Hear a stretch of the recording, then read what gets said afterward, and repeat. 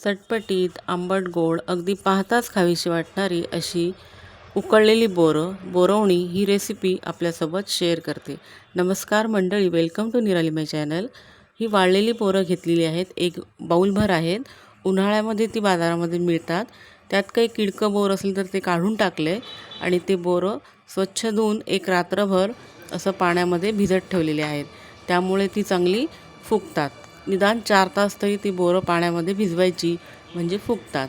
आता ही बोरं पाण्यामध्ये शिजवून घ्यायची आहेत. त्यासाठी गॅसवर कढई ठेवली, त्यात अर्धा कप पाणी घातलेलं आहे. या पाण्यामध्ये बोरं शिजवून घ्यायची आहेत. तर बोरं शिजवत असताना सुरुवातीलाच गूळ साखर त्यामध्ये घालायचा नाही.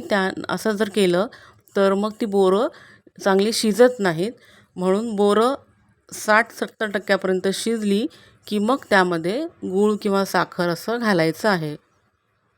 तर ही बोरं चांगली शिजली आहेत आणि त्यामध्ये अर्धा कप गूळ घातलेला आहे आणि बोरांच्या निम्म घातलेला आहे आणि 2 चमचे साखर ती घातलेली आहे. 1 छोटा चमचा काळं मीठ घातलेलं आहे आणि हे गूळ साखर याचं पाक होईपर्यंत, विरघळेपर्यंत पुन्हा बोरंही शिजवून घ्यायची आहेत. तर 10 ते 12 मिनिटापर्यंत बोरं शिजायला लागलेली आहेत.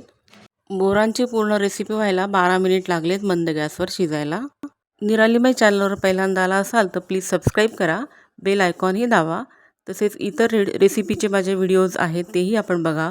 इन्फॉर्मेटिव्ह व्हिडिओज आहेत ते सुद्धा बघा, म्हणजे नवीन व्हिडिओचं नोटिफिकेशन आपल्याला मिळेल. बोरं चांगली शिजलेली आहेत, ती मी द्रोणामध्ये काढत आहे. तर आपण जेव्हा डोंगरावरती कधी भटकंतीला जातो अशा वेळेस आपल्याला ही बोरं द्रोणामध्ये खायला मिळतात. तशीच ही बोरं चटपटीत मी केलेली आहेत. व्हिडिओ कसा वाटला ते नक्की कमेंट करून सांगा. त्यावरती थोडंसं मीठ आणि थोडंसं तिखट ते भुरभुरलेलं आहे आणि ही चटपटीत अशी बोरांची बोरवणी खाण्यास तयार आहे. प्लीज लाईक, शेअर, सबस्क्राईब निराली माय चॅनल. थँक्यू.